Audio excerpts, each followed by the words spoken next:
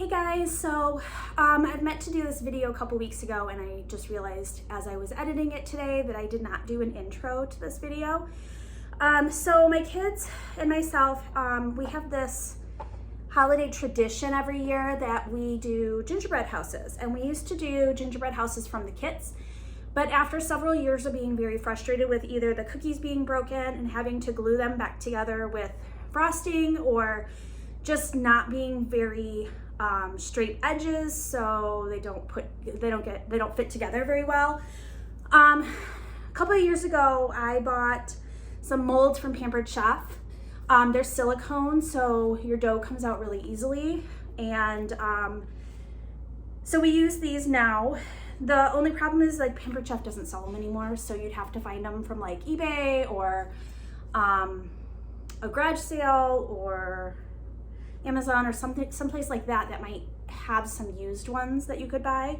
But I do really love these. So you have, what you end up doing is making your dough, your gingerbread dough. You could use sugar cookie dough, you could use chocolate chip cookie dough. You can even put Jolly Ranchers in here and put them in the oven and let them melt in here and have like a glass house. But what I love is that they have nice details. So I don't know if you can see that, but they have nice roof pan. They do have a nice front door. They have a nice back, okay? And they clean up really easily too.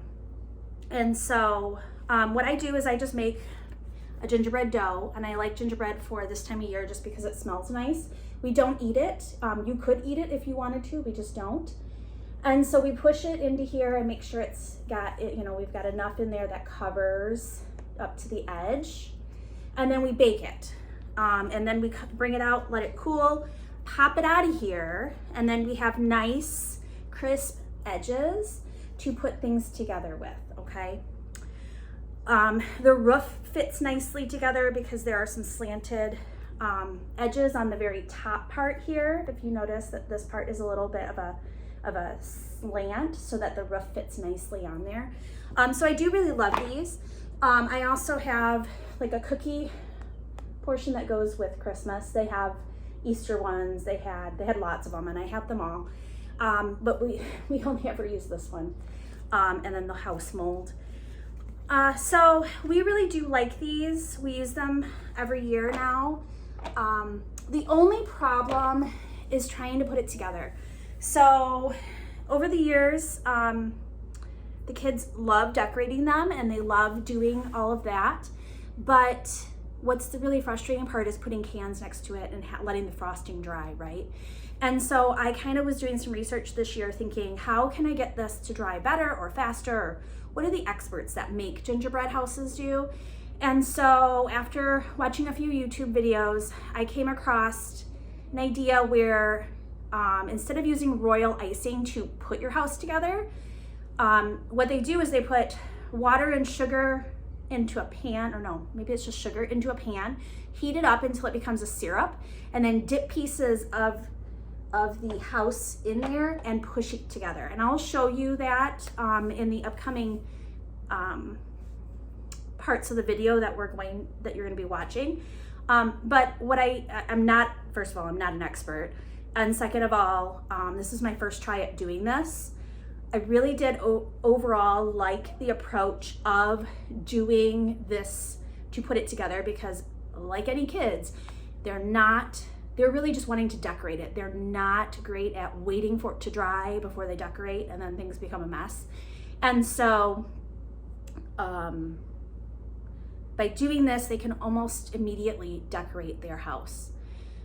So without further ado, you're gonna watch the process of me gluing them together with this new method, or new to me method. And then I did time lapse my kids decorating their gingerbread houses, which is something that we do every year and that they enjoy.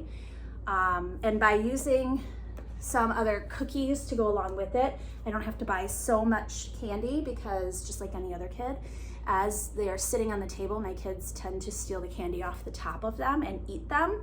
And so I try to limit the amount of candy just so that nobody gets sick over the holidays because of how much candy is on the houses and how much they sneak off. So anyways, my kids really enjoy it. They have a good time, and I hope you guys enjoy this video. All right, so you just put plain sugar in here and you put it on the heat, and then you just start mixing it, and it will turn into this, and then it will turn like a golden brown. So once it's all melted, you're gonna turn it off, and this is what you're going to construct your gingerbread house with. Okay, so it is, it's melted. Be very careful. This is very hot. This is something an adult needs to do, not a child. Not a child, but this is what we're going to stick our gingerbread house together with, and it will dry almost instantly on your gingerbread, and so then your kids can decorate with royal frosting right away. If you've ever decorated a gingerbread with royal frosting, you know what happens is that you have to wait a long time for it to dry. Okay, so this is going to be a lot quicker, a lot easier for you to get going on your gingerbread house. Okay, as you can see, I have my pre-made gingerbread pieces here. And what I'm going to do is I'm going to dip the edge in, and I'm going to push the pieces together. I'll show you how I'm going to do that. You can also do this with a store-bought gingerbread house kit. I just make my own gingerbread. I have a nice silicone mold that goes together very nicely. And so we did that yesterday. Today we're going to assemble them. Okay, so as it cools down, it will get thicker, so you do want to work with this when it's still hot. If it does get too cool, you can always melt it back onto the stove. So what I'm going to do is, I know that this piece needs to be underneath the roof to make it lay nicely, and so what I'm going to do is kind of decide, how do I want to get this, put this together. Okay, and I'm going to dip the side in the sugar, and I'm going to press it right on the edge there. Now you will get some seepage doing it this way, but that's okay, because of the fact that I'm going to go over it with royal icing anyways. So, and my kids are decorating this, so I'm not too concerned about that. You do have some time before it gets completely hard. As long as this is hot still, you will have some time to go ahead and move it around a little bit. And then as it dries, it's going to become more firm. Okay, so I'm going to do the other side, just like I did that first side. And then I'm going to go back through and reinforce it with some of the sugar. I just want to get all of these bases on first, and then that way I know exactly where I need my pieces to be, okay, to make the house strong and stable. All right. So as you can see on this one, I'm going to have to paint it on here on the edge. You're not going to see the inside anyways, so I'm not concerned about it. I just want the outside to look nice. And I'm going to press it together, and it's going to get pretty firm pretty quickly. Okay. And then what I'm going to do is I'm going to dribble some down through the inside, just to, again, make sure I'm reinforcing it.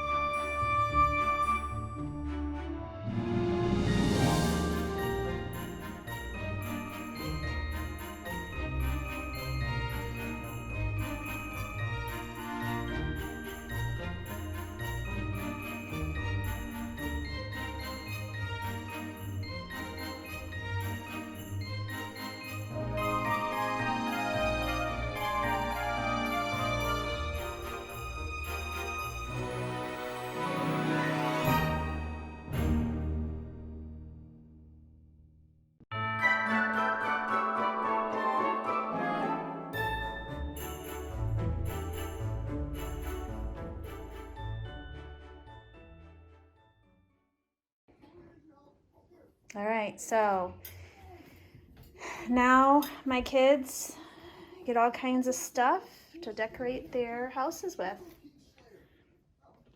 All kinds of things. There's marshmallows to make snowmen with, or snowballs. There's different colored buttons and things that they can put. There's crushed candy canes they can use for a pathway. There's little candy cane looking candies. There's some Red Hots for like Rudolph's nose and things. And then these are all gingerbread items that came with my gingerbread house silicone mold thing from Pampered Chef. I wish they would still sell it, but they don't sell it anymore.